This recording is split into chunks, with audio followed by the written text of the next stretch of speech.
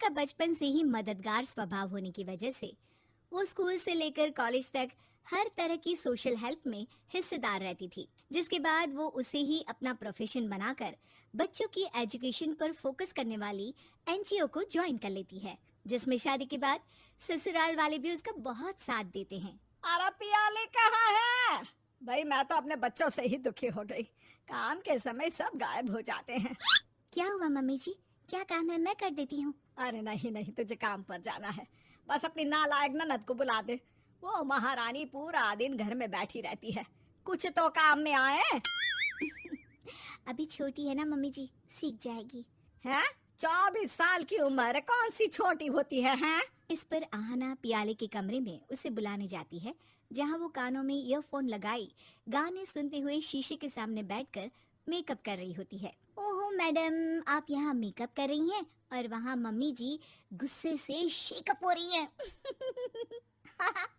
वो तो उनकी आदत है, आप मुझे तैयार होने में मदद करो ना। अरे मैडम, आप ऑलरेडी कह ढा रही हैं, बस कदम बाहर रख कर तो देखो, सब निश्चित हो जाना है। दोनों ननद भाभी हंसती हुई कमरे से बाहर निकल आती है, जिसके बाद अहाना एनजीओ चली जाती है। इसी तरह दिन बीतता है और रात को जैसे ही अहाना घर वापस आती है तो पूरे घर में अंधेरा होता है। घर में इतना अंधेरा क्यों है? मम्मी, पियाली, पापा जी सब कहाँ हैं? इलेक्ट्रिसिटी का बिल नहीं भरा क्या? अहाना ये सब बोलते हुए आगे बढ़ ही रही होती है कि तभी लाइट्स ऑन होने के साथ सब सरप्राइज चिल्लाते हुए उसके पास आ जाते हैं। वाह! ये सब कैसे, कब, आपको कैसे पता चला? भाई हम भी अपनी पत्नी का ध्यान रखते हैं। कांग्रेचुलेशंस। जो बोलते थे कि बहू को हद से ज्यादा छूट दे रखी है, आज मेरी बच्ची ने उन सब के मुंह सिल दिए। I am proud of you बेटा। Thank you so much.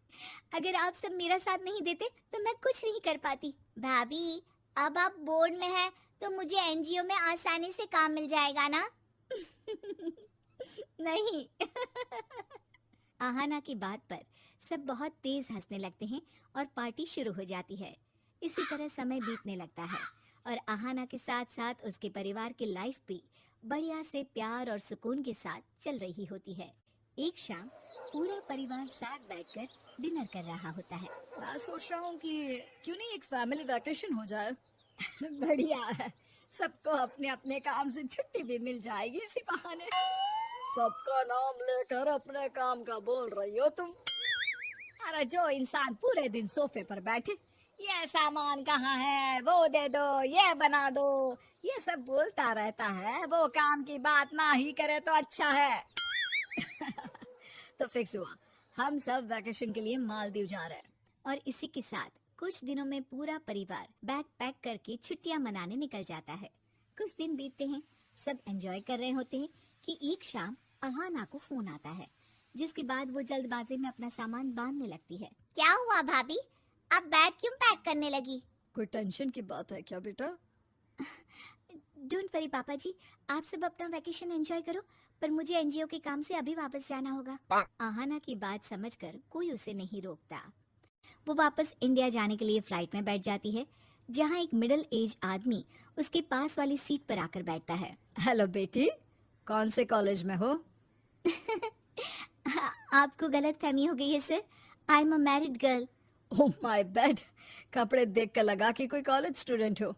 पक्का मायके जा रही हो तभी ऐसे कपड़े पहने हैं। सॉरी सर, आप कहना क्या चाहते हैं? देखो गलत मत समझो, मैं तो तुम्हें समझा रहा हूँ कि ऐसे फटे हुए कपड़े जिसमें घुटने और आधे पैर दिख रहे हैं वो समाज और संस्कृति के लिए अच्छे नहीं है। और तुम तो शादीशुदा होकर ऐसे कपड़े पहन रही हो, इसका दूसरों पर गलत प्रभाव पड़ेगा बेटा। सर, आप उम्र में मुझसे बहुत बड़े हैं, इसलिए मैं आपको कुछ बोल नहीं रही, पर इसका ये मतलब नहीं कि आप कुछ भी बोलते जाएं। तुम जैसे यूथ की वजह से ही देश में गलत काम और अश्लीलता बढ़ रही है। रोहित के इतना कुछ बोलने पर भी आहाना कोई लड़ाई ना चाहते हुए अपनी सीट चेंज कर हेडफोन लगा, लैपटॉप खोल अपने काम में लग जाती है। इसी तरह कुछ घंटों बाद फ्लाइट इंडिया में लैंड करती है, जहां आहाना जल्दी जल्दी एग्जिट कर कार में बैठ काम के लिए निकल जाती है। उफ, दुनिया में कैसे कैसे लोग भरे हुए हैं, इतनी छोटी सोच। पैसा तो कमा लिया, पर अच्छी सोच और साफ दिल नहीं खरीद पाए शायद। कुछ देर में अहाना एनजीओ पहुंच जाती है, जहां सब उसका इंतजार कर रहे होते हैं। मैडम, हम कब से आपका इंतजार कर रहे हैं, अब आप प्लीज जल्दी कुछ संभाल लीजिए, हमें तो बहुत डर लग रहा है, थोड़ी देर में सर भी आने वाले हैं।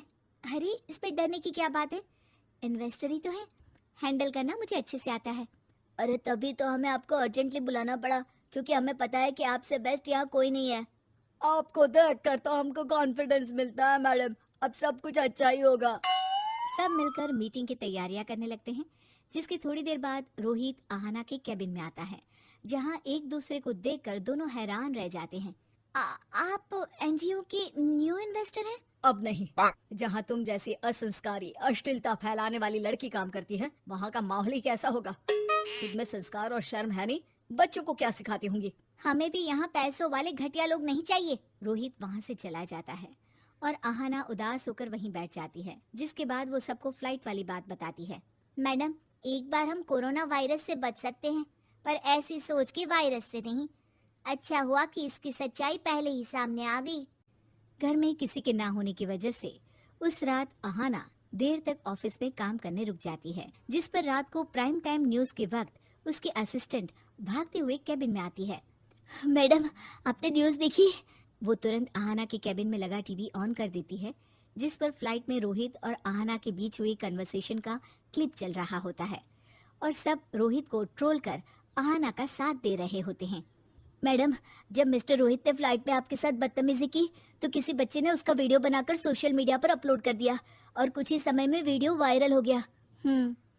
उनकी सोच की सजा उन्हें मिली, अच्छी बात है, पर इससे उनके परिवार को जो सहना पड़ेगा वो अच्छा नहीं है और किसी के बुरे वक्त पर हंसना नहीं चाहिए।